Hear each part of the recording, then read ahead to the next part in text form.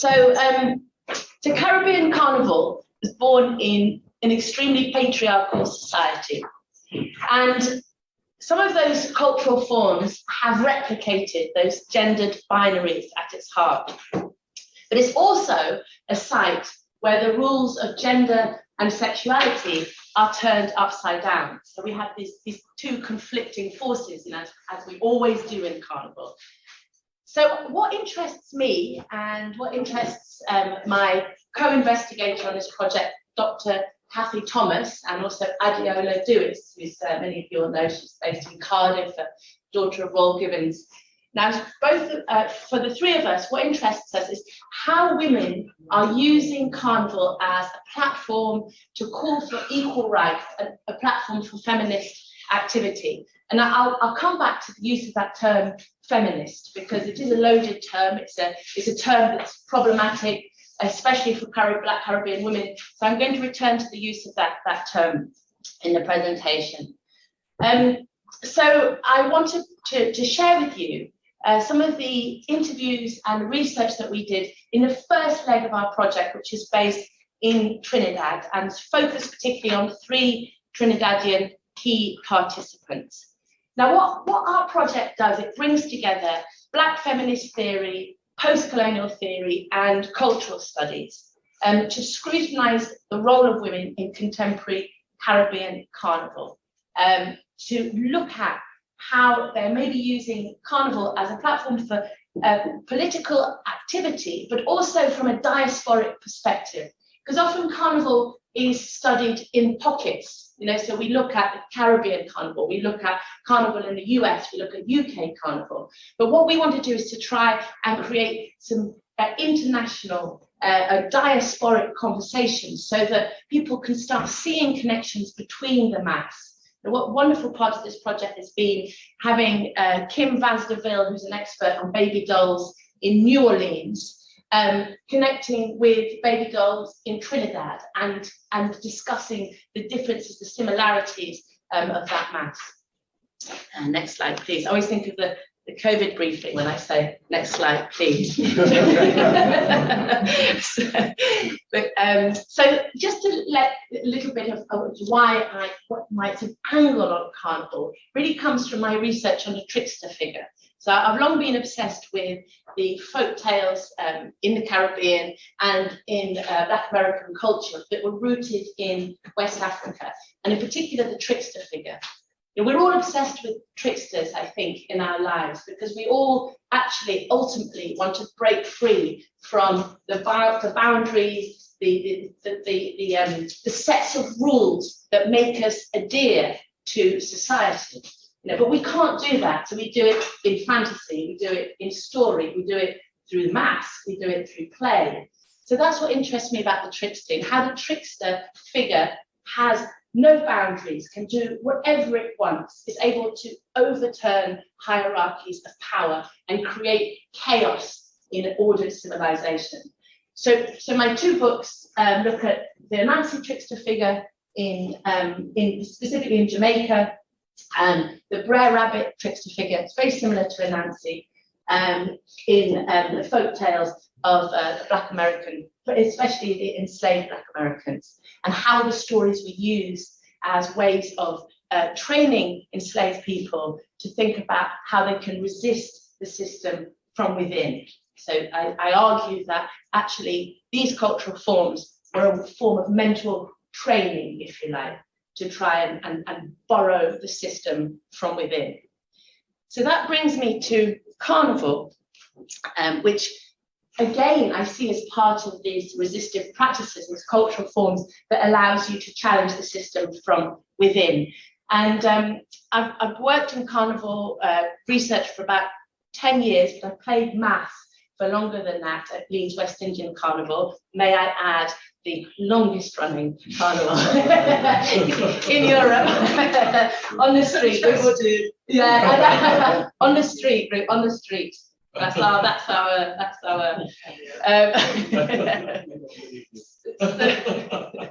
so yeah, long running debate between Leeds and London there. But I hosted a big international carnival conference in 2017. at Leeds, where we had Andrew Springer, Tony Hall, and other carnival greats attend.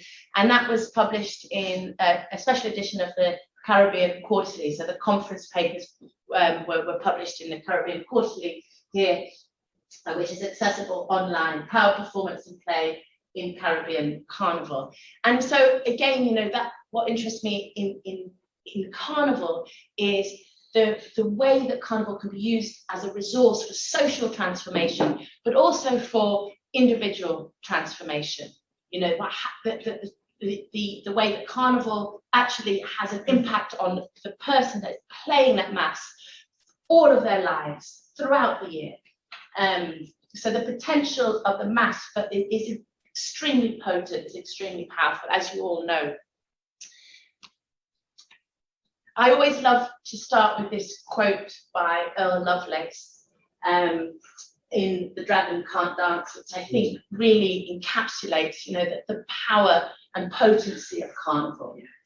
And Lovelace writes in The Dragon Can't Dance, when Carnival coming, the poor and dispossessed walk with a tall, hot beauty between the garbage and the dog shit, proclaiming life, exulting in the bare bones of their person and their skin.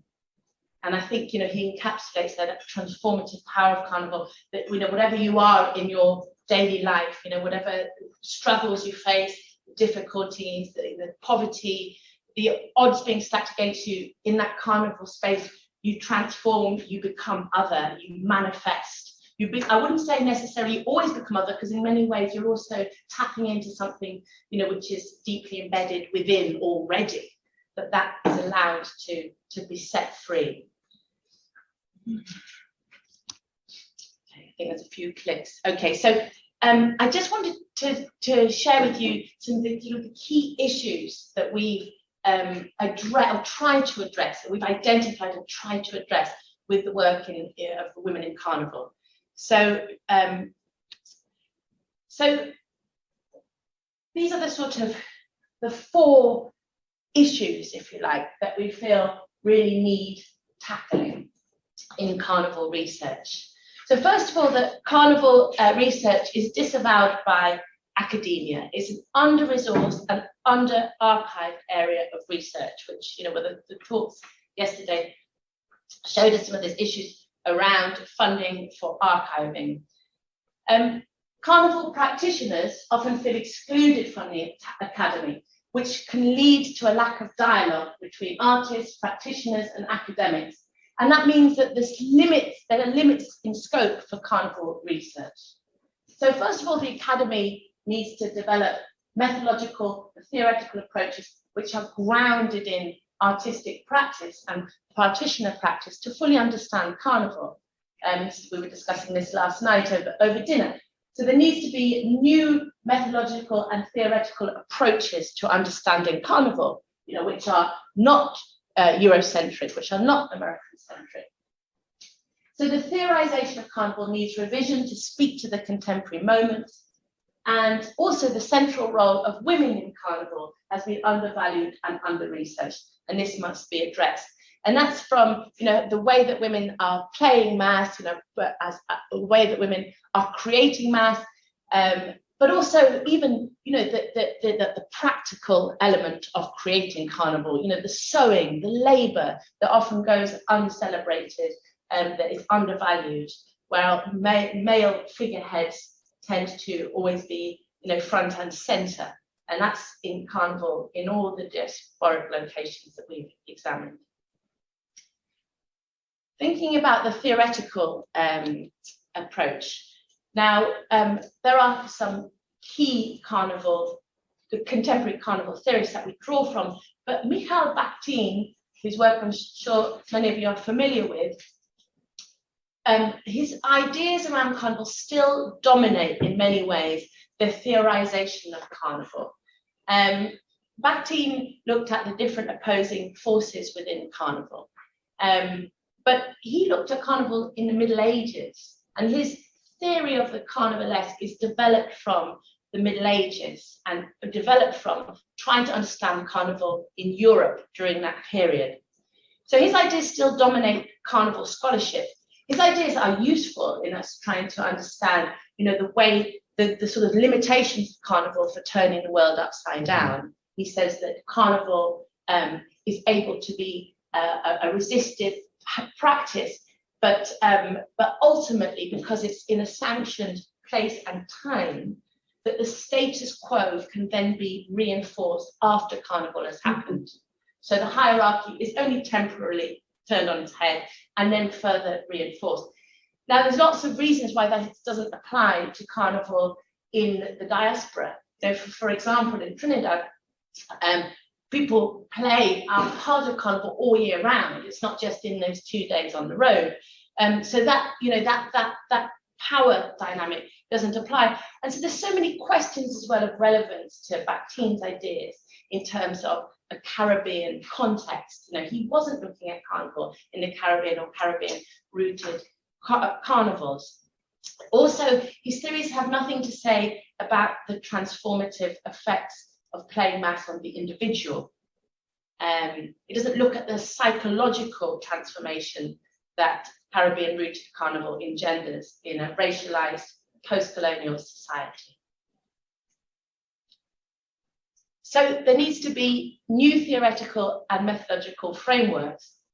What we draw from the works of, for example, Carolyn Cooper, Bell Hooks, Patricia Mohammed, Sarah Ahmed, Samantha Noel, Kim Vaz DeVille, and Sylvia Winter. All all Black feminists, all women who also's work is particularly applicable to our understanding of carnival. This is Sarah Ahmed's work. She's a contemporary intersectional feminist. And this is also one of our guiding kind of principles in our work, is thinking of feminism as something that is intersectional. We don't lead single issue lives.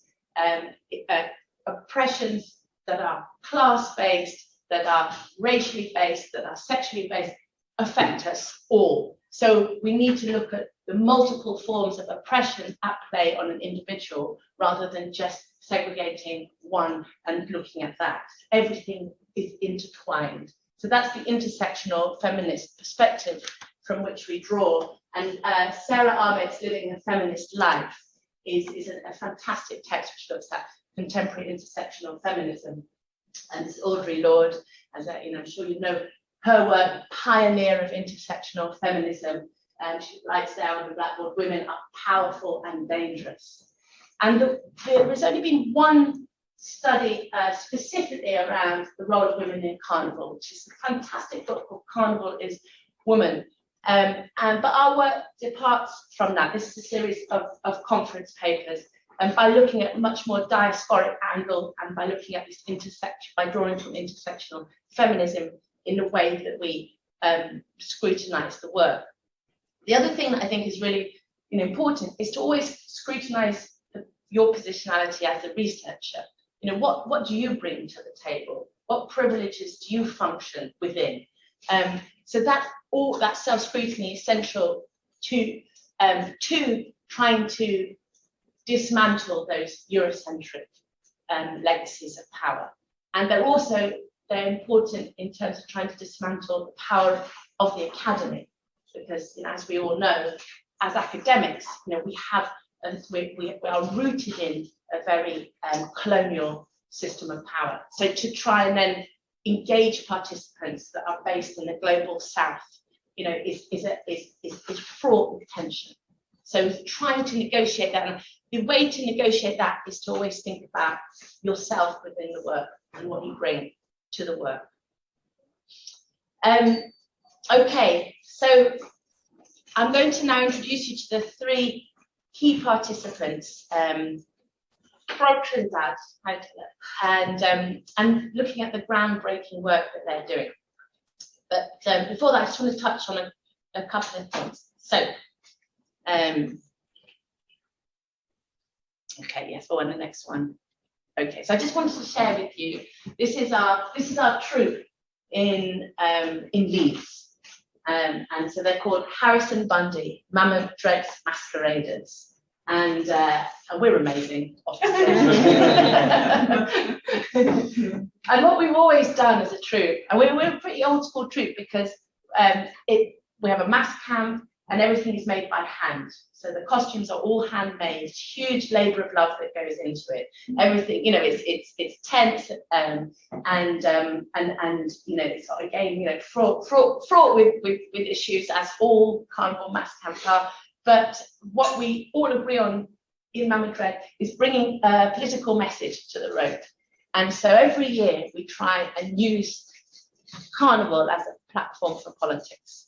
And we've done that consistently, whether it's about, you know, Guantanamo Bay, whether it's about the bedroom tax. So, you know, we're always trying to respond to political issues. This particular mass is a beautiful mass.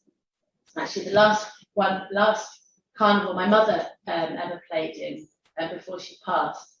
And it honours the life of David Oluwale, who is a man, a Nigerian migrant who was killed by police in Leeds in 1969. And you know, a sort of Leeds narrative which is similar to that of George Floyd. And so what we try and do is bring to the fore these issues of police brutality and racism. So that's a mugshot of David Oluwale that was taken by police. We had this huge papier-mâché sculpture of David Oluwale's face, and we were dressed as hibiscus flowers because these are flowers of remembrance. And we had other people dressed as boats because we wanted to link the story of Oluwale, this Nigerian migrant who was killed by the Leeds police, to also the plight of other migrants who are coming over on boats from Africa to Europe, and the many lives that continue to be lost at sea. Now, and what we've had I know you've had a fantastic paper by Keller on this yesterday, but I think it's really important not to try and create this binary between traditional mass and so-called pretty mass. And so I think, you know, the politics that I mentioned earlier that we bring on the road with Mama Dread's masquerades, they're also present in so-called pretty mass. You know, what can be, you know, more kind of political than Black women on the road celebrating their bodies, taking up space, celebrating their sexuality, you know, bodies that were once enslaved, bodies that have had, you know, suffered multiple oppressions.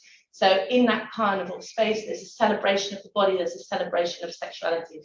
It's not without its complexities, and it's still fraught, and I'll talk a little bit more, you know, about that later. So the women in the way that women in carnival have been using carnival as a platform for feminist activism has been ongoing, but we really saw a kind of a shift in 2017. And many of you remember the Calypso Rose song, which says, "It's a boy don't touch me, you know, let me go crazy." And Calypso Rose's song was a hit in 2017. It came on the back of a series of sexual assaults during Carnival, and also a murder of a young Japanese woman. There were lots of women wearing T-shirts saying, "Don't touch me, leave me alone," as part of a campaign to try and bring attention to the number of sexual assaults during Carnival, but also outside of the Carnival space. There's also that led to a discussion about whining and, you know, who can take a whine with who. And in Trinidad, it's actually pointed out that it's a sexual assault to come and have a whine, take a whine with a girl when she has not invited you in, when there's no consent. These discussions started to be very much in the fore in public discussions in Trinidad from 2007 onwards, and they are ongoing. And what we've seen is a real explosion in Trinidad, because my focus here is on Trinidad, in the ways that traditional masquerade is being used as a platform for this kind of activism. So thinking about gay rights, thinking about transgender rights, thinking about rights of non-binary people, sexual assault, rape, domestic violence. So one of the characters that has been at the forefront as well of this change has been the baby doll figure. And that is fascinating because, you know, you all know the baby doll dressed in frilly bloomers and a bonnet, and she screams at male onlookers. You know, she's carrying the baby doll. She's saying, pay for the baby. This is your baby. Traditionally, baby doll's been a figure of mockery. You know, she's the woman who got herself pregnant. She's the woman who's left alone with a child. Nobody wants to take that child. You know, she screams, but people are laughing at her or they're trying to avoid her. Now, baby dolls in Trinidad are reclaiming the mass in all sorts of really interesting ways. These people like Amanda McIntyre, Stephanie Leach, Entu Springer, Bakeda Thomas, Tracy Sankar-Chalu, and Helen Kennedy.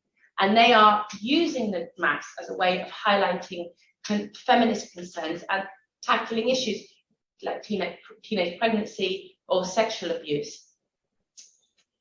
Now, one of our key participants is Amanda McIntyre. This is Amanda here. And this is her baby doll mass from 2022. So we went over to Trinidad, and it wasn't, you know, as you know, it wasn't a proper carnival in Trinidad this year. It was the taste of carnival. So it was in the savannah. We didn't actually really engage that much with what was going on in the savannah. That was a ticketed event. But what we found was a performance like Amanda and like Renella and Entu, I'm going to speak about in a moment. They were doing their performances and taking them on the road, even though there was no parade, even though there was no official carnival. You know, they had to go out. They felt the compulsion to go out. It was absolutely necessary for them. So Amanda McIntyre has been playing with this baby doll mask that she calls Dolly Ma for several years now. And this is the Dolly Ma mask that she brought on the road in 2022. Now, she spends a huge amount of time conceptualizing her costume. And when you talk to her about where the ideas from the costume come from, you know, it is so deeply thought out. She draws from literature, she draws from theory, she draws from politics. Now, this particular Dolly Ma costume is about a woman's independence, and it's a beautiful costume. It's made with lace. She has a team of designers working on this for her, and it centers around the idea of a house. So she has a house on her head, and then she has a baby, which also has a house strapped to it. And the idea is that this woman, this baby doll, is independent. She has her own capital. She doesn't need a man. She doesn't need somebody to pay for the baby. She is a woman who has actually, you know, grounded herself and found her own way of being independent. And I'll just show you a little clip of Amanda on the road. So this was, remember, you know, because it's not a proper carnival, so she's walking down the road during the carnival, but there's not many people there.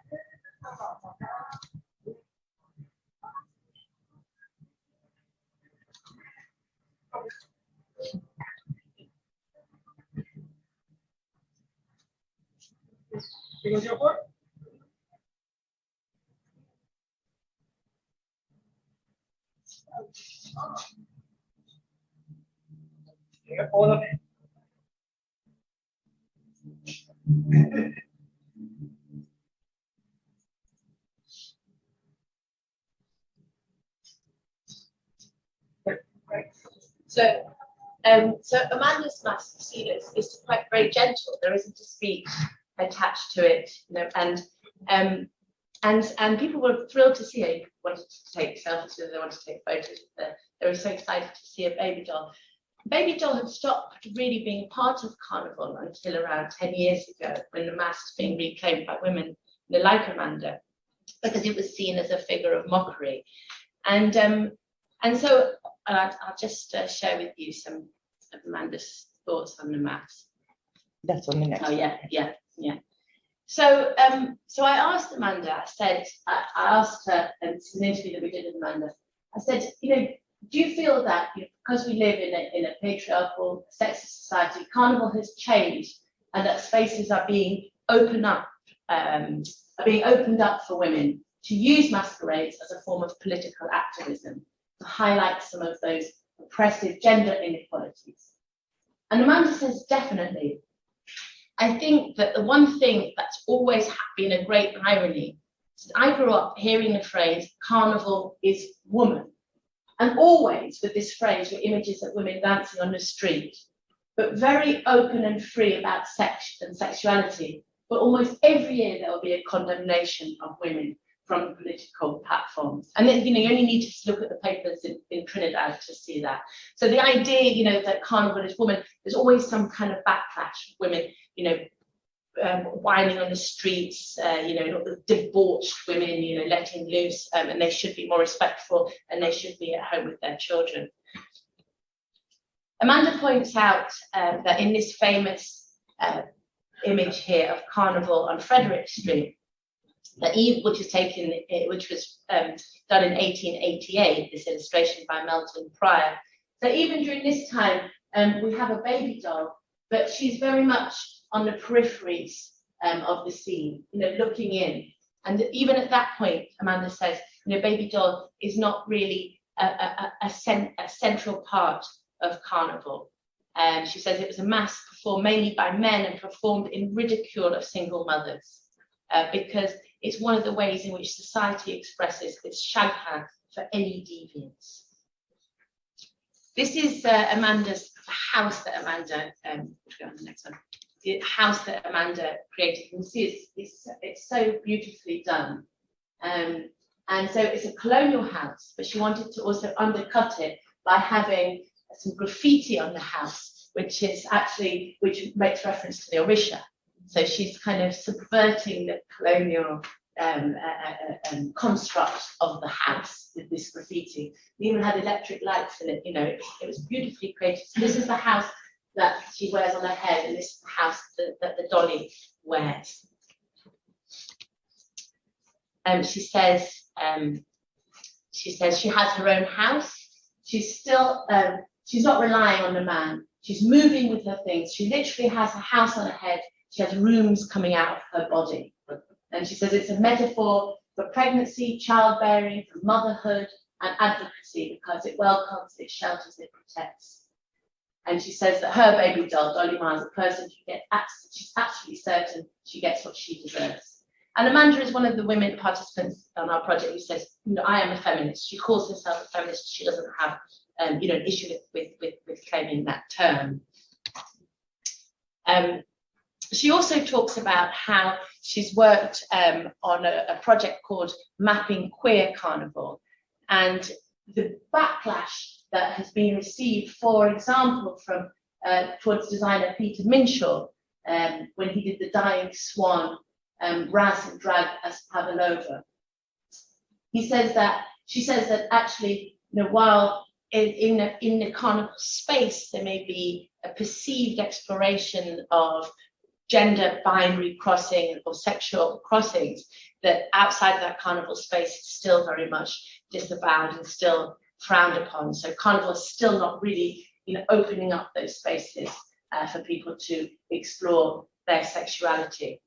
Although, the next one, yes. Although I think there's a fantastic mask here by is Leslie the Lesbian Baby Doll by Stephanie Leach, and her baby doll mask, she has a female, there's a non-gender binary baby doll partner, and they have lots and lots of babies of lots of different shades as well. So this was trying to break up the idea of the kind of the kind of nuclear family, if you like. Another mask that breaks this up is by Helen Kennedy, who came to our Trinidad conference. And this is Helen Kennedy here. She has, I think it was 30 babies. She said it's exhausting.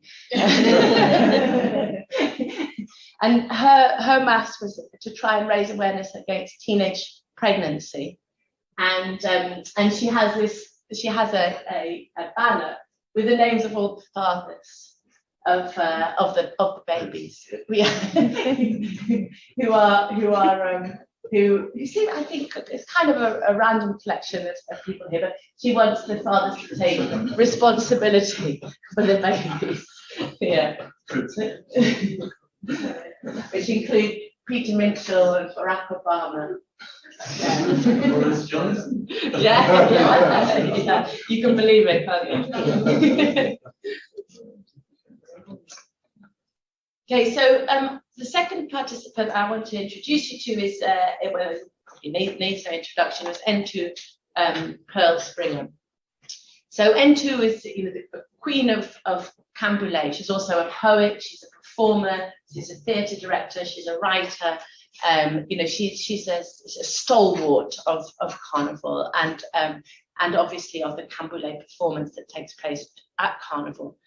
I'll just show a couple of clips from this year's Canboulay performance.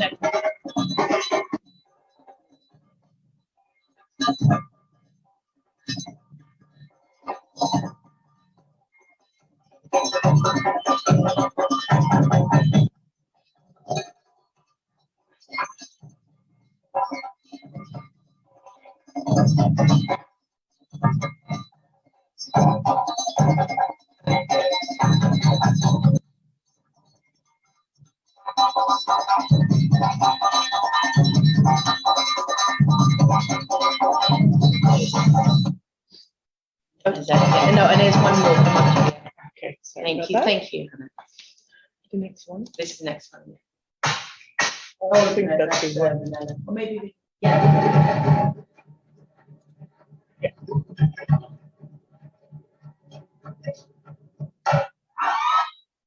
So many of you will have seen the incredible performance. So this year, actually, interestingly enough, she performed this napper, and it got a lot of media attention. And because there wasn't the other distractions of the other elements of Carnival, so-called traditional mass was really a focus in the papers in Trinidad this year.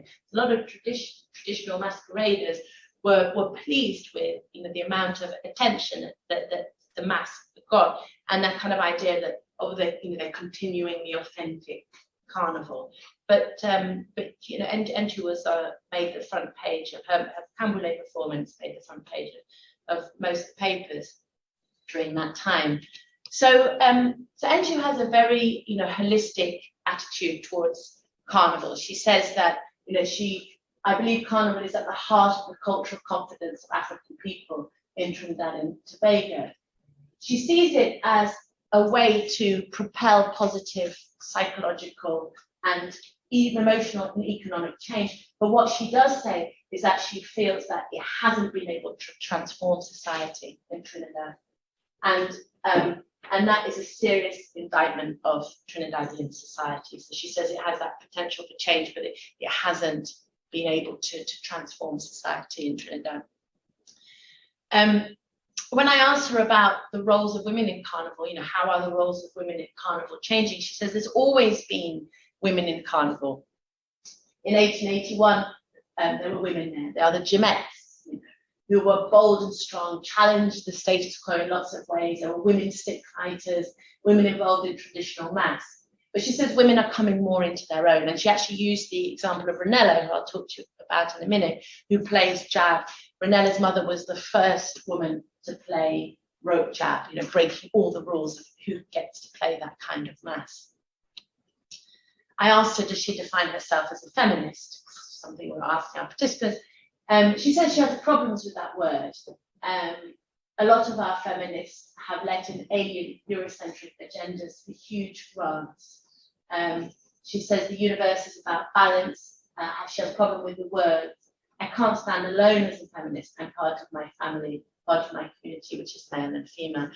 But when we talked about using the term feminism as one which signifies a call for equal rights, and who was obviously on board for that, but she feels that the term is too loaded with that Eurocentric agenda.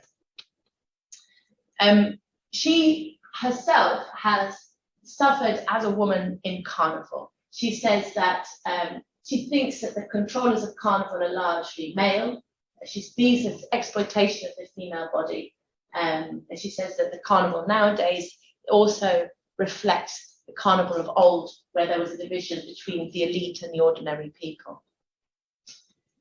She says you have these beautiful light white bodies up on trucks, or separated by security guards. And so where's the change? Where's the change, she asks.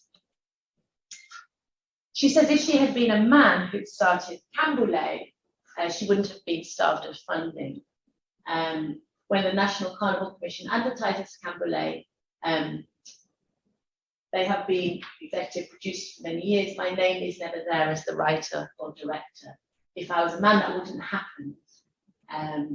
She says, my intellectual property rights are being violated. It's part of being a woman in this thing. I've shed so many tears over Camboulay, but because I feel my work, because I feel it is my work to do, I have not given up, and I will not give up. So she's very clear about the patriarchal structures that still, function in Carnival and don't allow her to have the recognition that she deserves. The final participant I want to focus on is Ranella Alfred and her mother, Shamila Bukridi Alfred. So I'm sure many of you are familiar with the Alfred families. That they are the first, the primary, rope jab family in Trinidad. Extremely proud, extremely embedded in the tradition. And this is Ranella. Ranella's 20, and this is her mother, Shamila. And Shalima. And Shalima was the first woman to play rope jab. This is a quote from Ranella. This is not just a wine and grind mass. Jab jab is a real serious mass. And I just got a couple of clips I took of Ranella while we were in Trinidad. And so we were lucky enough to be taken around their here, this is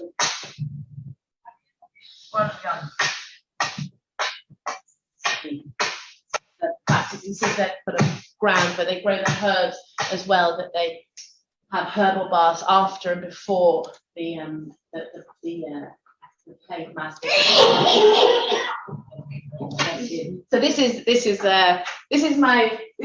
Ranella outside her home, and Kathy, who's my co-investigator, decided that she wanted to get involved in a bit of the whip cracking or stand next to her, which I think was probably quite ill-advised. So this is Ranella outside her house.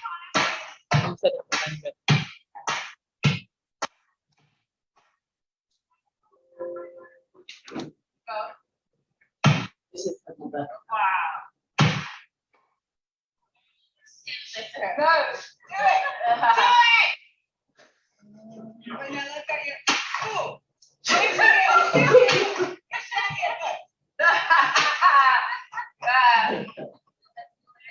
my legs.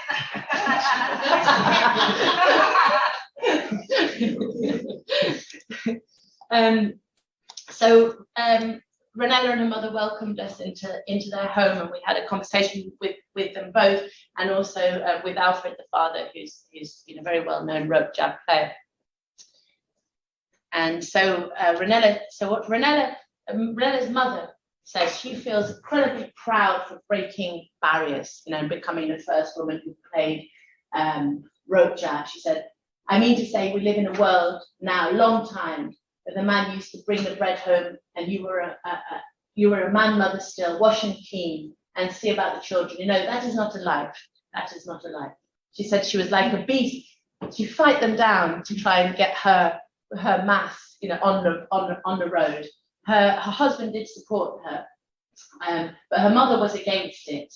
But she said, I don't want to hold the banner. She doesn't want to just hold the banner. If I'm honest, I want to crack the whip.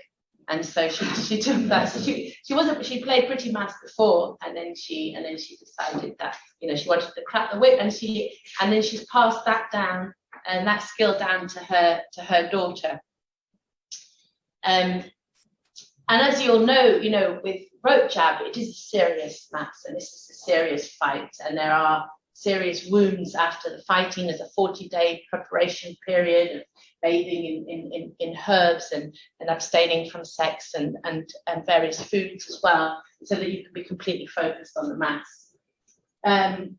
Ranella says in Trinidad it's like Callaloo. We have everybody, African, East Indians, we have everybody.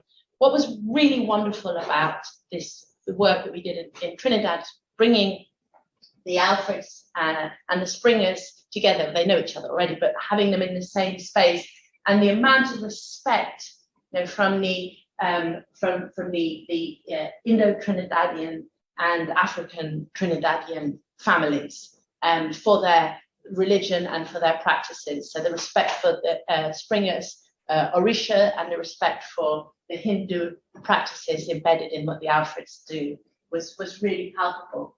So their mass comes from South India, from the Putra tribe, but she says that the Putra tribe, they're not as aggressive. They don't take the lash in the same way. People say to her, "Oh, that girl, she's a real bad boy." And she says it feels good to hear it, if they could, she thought, if they could do it, I can do it too. She said, we don't play fight, sort of choreographed things, serious shots at everybody getting. Every lash, you feel it, every lash. And they fight each other in the family as well. So then they'd come home and be like, "Oh, daddy, oh, yeah." So, but I asked her as well if I asked them both, what if we wanted to play rope jab in Leeds Carnival? And they said, all those people need to know is, if you want to play rope jab, we're coming for you. Okay. Yes. So what was also really interesting, I thought, about the way that Shalima and Ranella framed the performance and the practice of jab, of rope jab, is also that it was a way of supporting the female community. So Shalima said, you don't just come here to learn about the maths. In our communities, if people are in trouble, they come to talk to us. They come to talk to Ranella. They come to talk to me. There's a lot of ladies getting abuse in our society, and I don't know why they accept that. Sometimes I get vexed. I say, let me show them. So there's a kind of, there's a community support system built in as well to what they do. There's also such a passion for being on the road. This is very little funding to do this mass. Ranella says, this is our life, this is we life. People don't know how strong I feel on Carnival morning. I feel like I just burst out in tears, because this is what we just do. This is what we live in our life for. This is like a whole year that we prepare for this. And we were talking about intangible cultural heritage yesterday, and this is the intangible cultural heritage in action, because Ranella is so keen on learning from her parents and absorbing and taking the art form forward, but also adapting it. She's on TikTok, she's on Instagram, she's made her own costume, she's adapted the costume, she's inspired by the Hindu deity Kali. So she has her own way of doing it. She's taking it forward into the future. She says, I intend to learn everything, because it's sad, but if my mum ever came to pass, what are we going to do? Who's going to make the costume? We need to have that knowledge. I think I adapt everything because that's how I grew up. So we all came together, the participants, and there's one participant that I haven't had the time to focus on today, but will in future work, is Adana Kai Jones here. We call her the Professor of Whining. She's an expert, she's a dancer, but also an expert in the wine and the politics of the wine, and how the different dynamics in Trinidad compared to Jamaica, compared to other islands. She could tell like a Barbadian wine from a Trini wine, from a Jamaican wine, just like that. You know, she's like, oh, the angle of the hips is like this, and, you know, she knows it all. And so she's also a key part of our project as well. And she's based in America, but she's a Trinidadian. So we all came together at the Lloyd Best Institute for the first workshop on women and carnival, where we shared, each of the women shared details of their mass, their performance, what it meant to them, and Kathy and I,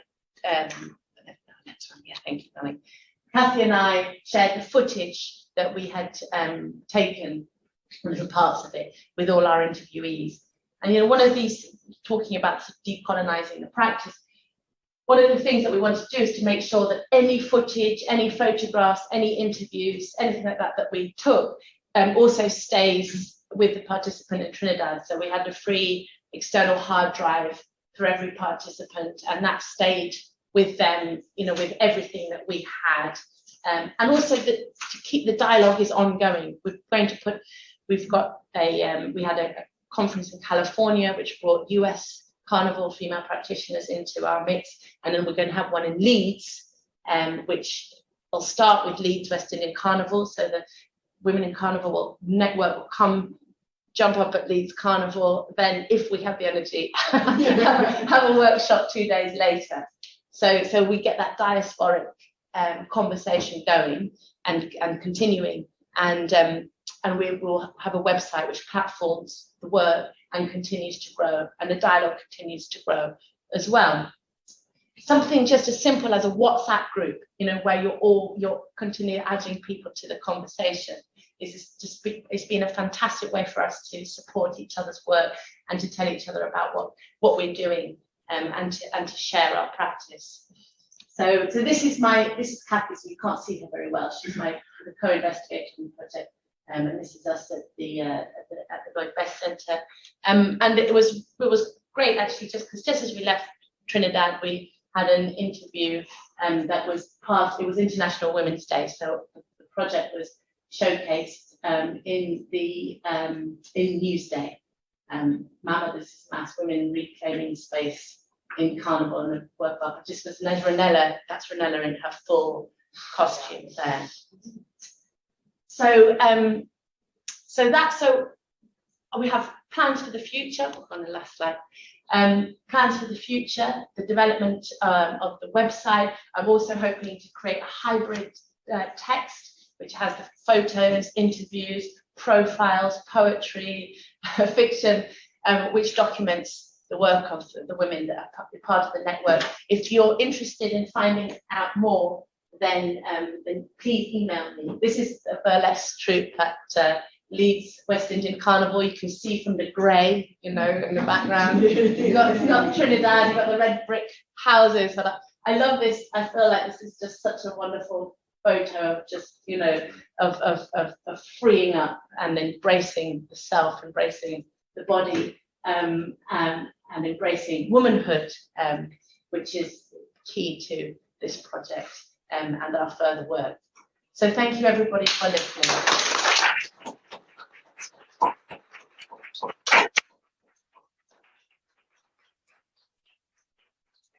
Thank you so much, Emily. Thank you. I'm slightly over time, aren't I? No, That's fine. Yeah. Then we'll take some questions. I'm sure there are lots, but we'll try to probably see who wants to go first, and then try to keep it within 15 minutes, so we don't go too much over this schedule. There's a lady in Toronto, Candice Dixon. Ah, yes. Sugarcane Productions, and she's doing some very innovative work with costume creation using a partnership with Ryerson University, which is now Metropolitan Toronto University. Yes. It's Sugarcane, C-A-Y-N-E. I'm gonna. Productions. Okay. And using the partnership with the university engineering or computer labs, which we can using computers to design costumes and integrate into the traditional handcrafted costumes with computer designs. They're coming up with very interesting looking. They look very interesting. You can't quite tell where the hand stuff ends and the computer stuff begins. Yeah. but some very, very innovative stuff she's doing, and it's certainly someone you should connect into. Yeah, because I feel I know the name Candice Dixon, so I'll look her up. Thank you for that. Thank you. That's really useful. Someone you should, I should keep in the loop. Keep in the loop. Okay. Thank you. Any other questions? Haroon? Emily, I wanted the mask questions and the costume questions to go first, but just to ask you after that, maybe. I can't help thinking all the time, Denise Gomes, woman as boss, and the problems that she had as a woman, Calypsonian and white as well, to penetrate that system and things like that. I know this is far away from your work, but something in the future, and at the same time, we shouldn't underestimate what is going on with steel bands. Yeah. Okay, the new bands have got even more women than men, but in the really prestigious bands, there's a real difficulty still going on there as well. So I mean, absolutely, delighted with what you're doing. Yeah. But if you ever had students later on, have some time to look into these peripheral areas. Yes, yeah, absolutely. And I steel pan, especially as a very male-dominated space, and I've had conversations with steel pan players who have talked about the difficulty of breaking into that as a woman. And we want to expand. We want to expand to looking at Calypso, looking at steel pan. At the moment, the focus has been on the mass players. But thank you for that, Haroon. I think Janice got a question. God bless you. Thank you. Yes. No, don't cry. So I think it's so important that you went back to the traditional mass, because a lot of times the focus is on the present day. Well, we went back to the traditional, and it's such a fabulous job of identifying a specific type of traditional mass and focusing on that, which I hope students who are listening online will realize that you found an issue and then you focused on a specific. You didn't try to do everybody. So you were able to, what my favorite phrase is, think small and dig deep. So you were able to really dig deep into this particular traditional mass character and how, what it does for the role of women in mass. So thank you so much for that. Just very powerful. Thank you. Thank you. But so if we look at another side of it, it's hardly ever that needs to be looked at is the role of the women in mass, traditional, in the mass itself, like the two girls who are K2K. K2K, and how they have become what people might be calling the new militia. Yeah. Right? And how they have transformed and taken the mass and added fashion to it. Yeah. So that again you have the woman showing her womanness. Yeah. And not making a difference between pretty mass and bikini and beads but incorporating all of that into it as women. And then K2K, and you have, these are all women. And you have the men kind of looking kind of sideways, like, who's this woman take over? Take over mass. So that kind of richness and wealth that the woman as artist now brings to the fore, I think will just be a fabulous build on. And it sounds like, as we were talking yesterday, that they're real entrepreneurs as well. So it's that, like Amanda's house carrying the hat, with the importance of the capital and as power, in a way, so that you're able to bring those traditions forward, but also marry it with our world today, with social media, with being able to actually make some kind of money from it. And make a statement, and they really hardly make money, as they admit, because they are in finance. They are working in finance, but their love for the art pushes them to make that, and they want to do the same thing we keep talking about: showcase our art. What it is that we can bring. But as you have women, great band leaders, people could say, so when people come, they will say, so what band are you playing with? Oh my God, who's that? So you have to come and say, oh, okay, great. most K2K, you know, but if it were a man, everybody would have known who the Who the man name- was, needed the yeah, man. yeah. So that whole Yeah, that's emphasis like what on, Andrew was saying. yes. Yeah. So thank you again. Thank you, Janice, and I will be following them, and maybe one day wear one of their costumes, Yeah, because I've actually- seen Janice in there, looking They good. actually asked me for a link, and I forgot to give it to them, and I asked them, what time is it again? Because they wanted to come on to hear you. Ah, Yeah. okay, well, hopefully be recorded, yeah.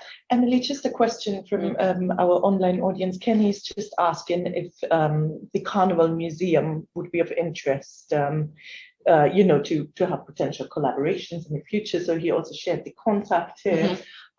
So in case you want to Oh, wonderful, comment. yes, yeah, oh, Then that I would be think- absolutely of interest, and be thinking about ways, you know, that some of the work would be of interest. And then I think it's Sheila. I'll be very quick.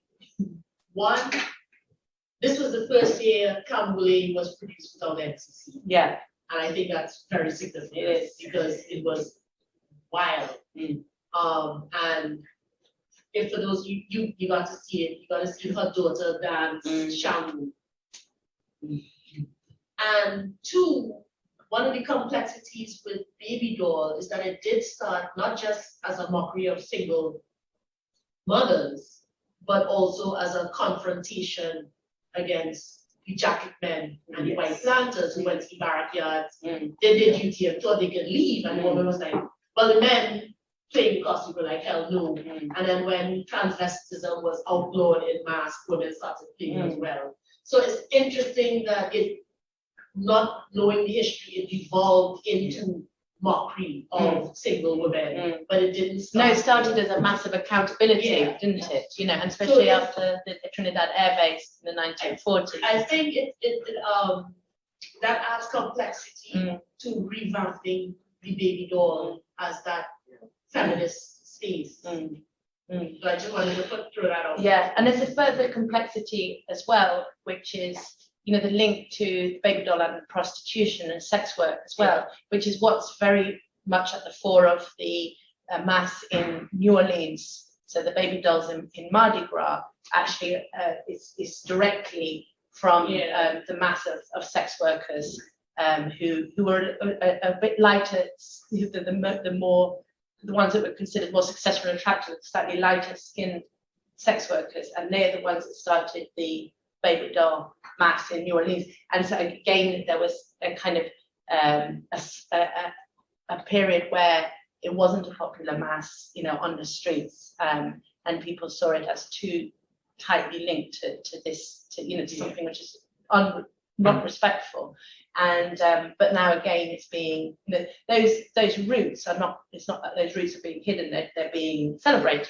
You know, they're being shown as something which is not, was a way that women, you know, could try and survive in that context. But there are so many layers of complexity in, I think, both of those masquerades, and that kind of balance between something which is about demanding accountability, but also being mocked, you know, for doing so. Yeah. Thank you.